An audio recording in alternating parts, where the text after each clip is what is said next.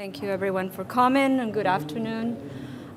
Before I talk about prostate cancer, I'm just gonna recognize the people that have done this work, the people in my lab. This is Josh, he's sitting here in the first row. What I will be presenting today is mainly his work. Of course, Selecta for the invitation and for the help with the shRNA libraries that I'll be presenting today. I have some funding, and the University of Oklahoma has filed a patent related to this. So prostate cancer is still the second leading cause of cancer-related death in men. And the reason for this, or the main reason, is because we don't have really good therapies for advanced disease. So clinical management of the disease requires that we find new and long-lasting therapies for this. So current therapies relied on inhibiting androgen receptor signaling. The androgen receptor is a nuclear receptor. Its favorite ligand is DHT, or dihydrotestosterone, which it's an androgen derived from testosterone. So when the AR binds to DHT, it dimerizes, it goes into the nucleus, and there it modulates the transcription of a whole bunch of genes that we call AR-responsive genes or androgen-responsive genes. So when the AR binds to DNA, it recruits not only the transcriptional machinery, but also these, what they are called AR co-regulators that are going to help the AR to promote its transcriptional function. There are many different co-regulators, and each subset of co-regulators is known to regulate different networks of these AR-responsive genes. And I'm talking about co-regulators, just keep them in mind because they are important for the rest of my presentation. So, because these AR-responsive genes are very important or essential for the growth and survival of prostate cancer cells, the main therapies for prostate cancer, main current therapies, what they do is just target AR activation. And they do that by either reducing the amount of ligand or by either inhibiting binding of the AR to the ligand. And this is what is called androgen deprivation therapy, or ADT. So this ADT works, but is not long-lasting. And this is what I'm going to try to tell you here. This is a curve of prostate cancer progression. It's a typical curve, with the y-axis is disease burden. So when a patient comes to the clinic with localized disease, is treated with surgery or radiation, and is in many cases is curative. But if at the end of, when it comes to the clinic, when it presents with intermediate or aggressive disease, with high probability, the disease is going to recur. And is that recurrent disease what we treat with androgen deprivation therapy? Androgen deprivation therapy initially worked. The patient responds very quickly and very, very good, but in 99% of the cases, the patient develops therapeutic resistance, and the disease comes back very aggressively in a form that we call castration-resistant prostate cancer, or CRPC, and there are no cures for that. We have palliative treatments, but the outcome is pretty grim. So there are several ways that therapeutic resistance can ensue. There are many mechanisms. Most of them rely or involve genetic alterations in the androgen receptor, like mutations, amplifications, etc. But there are others, like, for example, changes in the expression of the AR co-regulators. In fact, aberrant expression of the AR co-regulators is associated with bad prognosis of the disease. So I told you that when we target AR activation, the therapies are not long-lasting, so the alternative could be to target the AR transcriptional function. And we can do that by targeting AR co-regulators. Unfortunately, individual therapies that have been targeting individual co-regulators don't seem to be very clinically relevant. So our idea is, okay, let's target multiple co-regulators at once. And that will not make the therapy not only more efficient, but also because we are targeting multiple things, development of therapeutic resistance will be much more difficult. So that's easier said than done. So to do that, we need several things. This type of approach requires first that we use a multi-target mechanism. So as you all know, RNA interference, or RNAi, is a multi-target mechanism.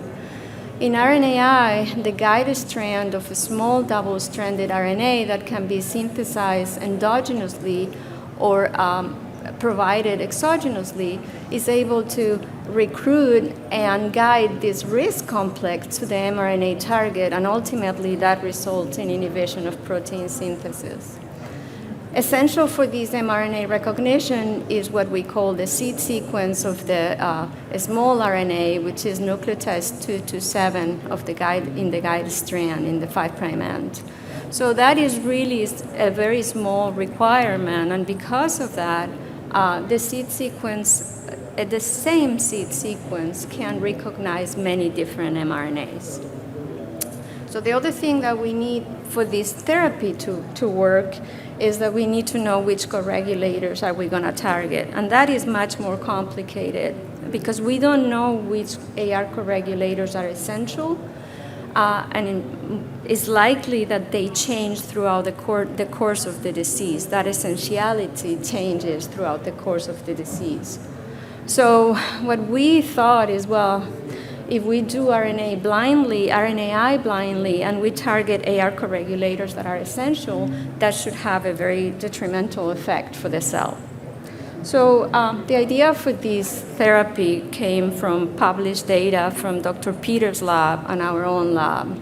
So Dr. Peter recently described this death induced by survival gene elimination, or DICE mechanism. Is an RNA-based mechanism in which the seed sequence of a small interference RNA is able to simultaneously target multiple essential genes, leading to downregulation of the expression of multiple essential proteins and cancer cell death. And interestingly, this mechanism doesn't seem to be working in benign cells and non-cancer cells. So independently, we found a very similar mechanism in prostate cancer cells. The main difference was that in prostate cancer cells, those small RNAs that we call them toxic or unbiased shRNAs, were targeting a lot of AR co-regulators. And because these AR co-regulators were essential for the transcriptional function of the AR, we saw inhibition of global androgen signaling and prostate cancer cell death. And because of the involvement of the androgen network, we call these androgen network dyes. So we have tested these in cell line models. You can see here, these are prostate cancer cell lines expressing one of these dyes or toxic shRNAs, and they are really, the variability is pretty bad compared to the control.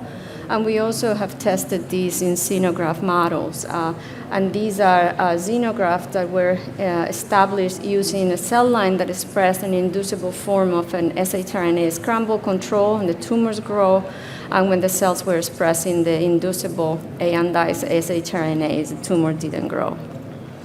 So ANDIs is a good therapy for prostate cancer. It doesn't seem to be working in benign cells. It preferentially targets AR-positive cells and is a multi-target therapy, which will potentially prevent therapeutic resistance. So we had found this mechanism completely serendipitously. So the question was, can we make it better? Can we optimize the small RNAs to target the most essential co-regulators? We decided, to answer this question, we decided to run an unbiased negative selection screen. So in one of these screens, what you do is you infect cells with virus that expresses an shRNA pool library.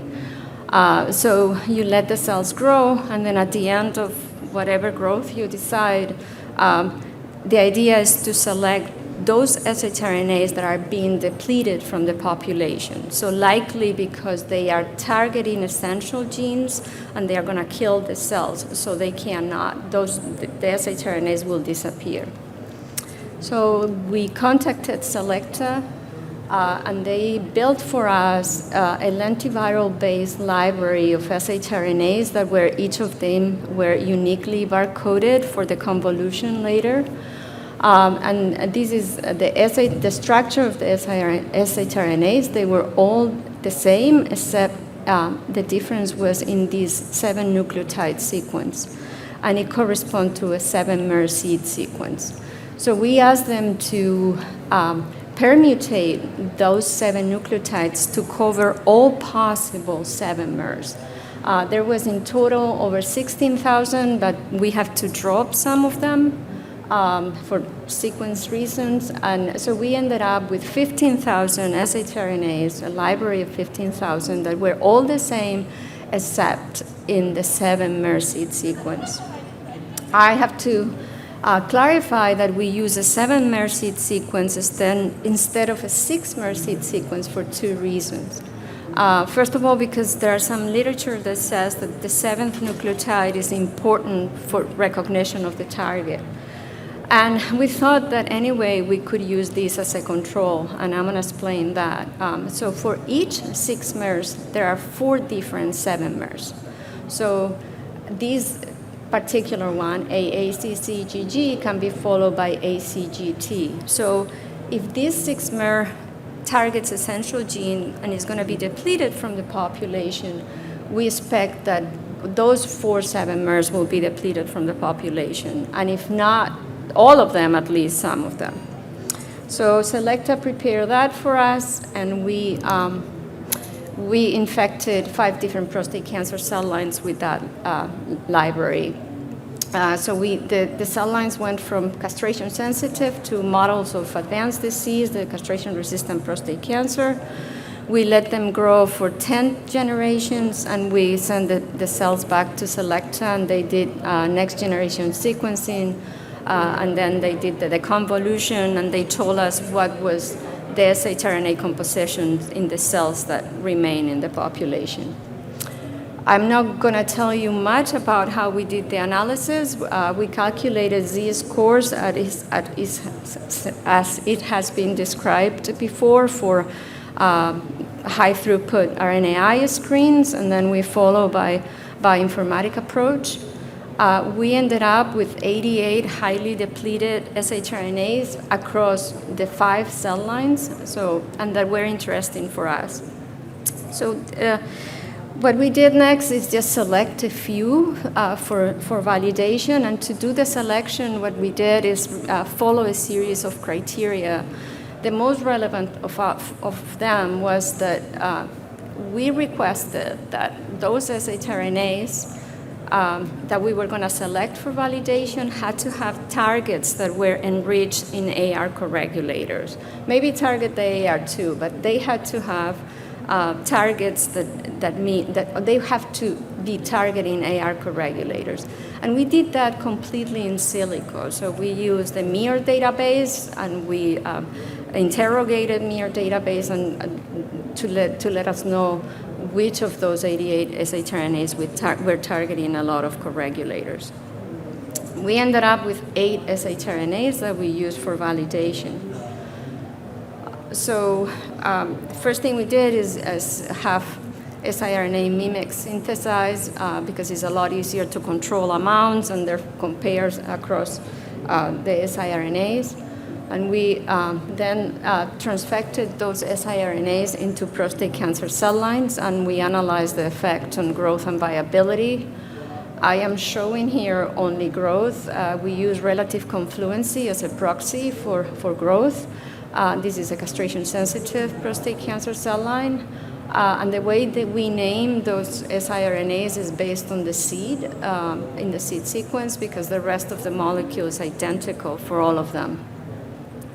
So as you can tell, when we express those selected shRNAs here in purple and blue, the cells really stop growing or grow really badly compared to the controls here in gray.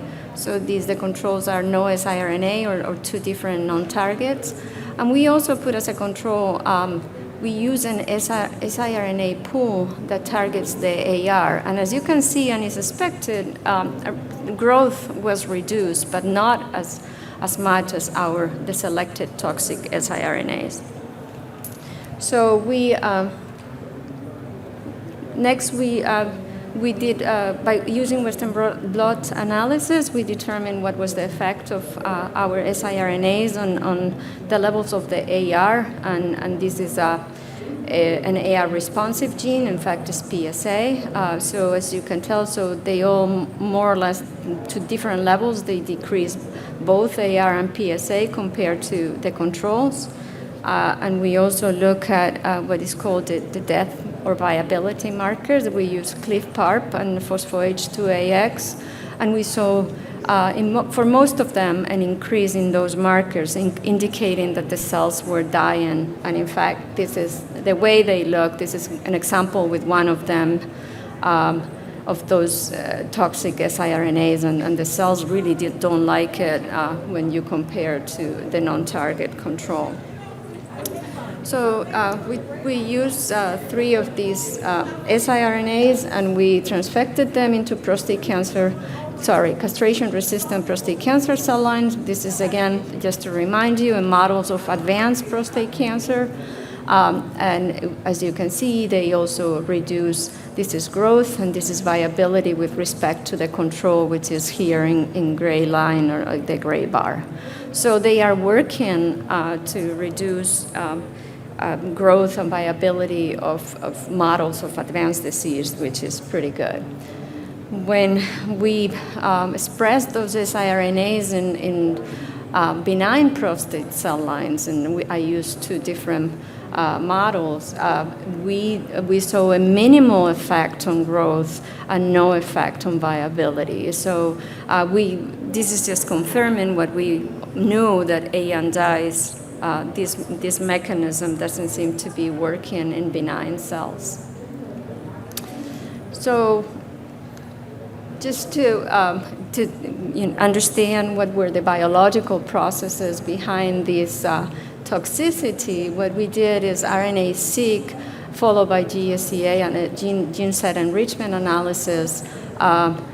We used 2 different cell line castration-sensitive, castration-resistant prostate cancer that had been transfected individually with 2 of these toxic shRNAs. In this case, we also used the SIAR pool as a control.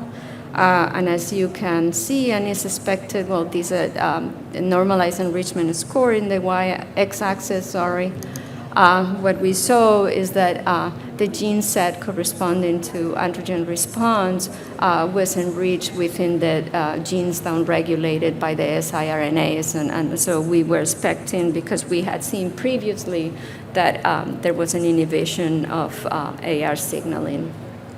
So we also saw other gene sets that are very important in prostate cancer, G2M, E2F, and mitotic spindle. Probably we are also affecting cell cycle. So finally, just to see whether really this therapy or these siRNAs can work better than targeting individual co-regulators, we actually compare that directly. So again, 2 different cell models, castration-sensitive, castration-resistant prostate cancer, and then we transfected them with 2 of our toxic siRNAs, or with siRNAs that target EP300, HOXP13, or MLL. Those are very well-known co-regulators in the literature. And they are essential for prostate cancer growth.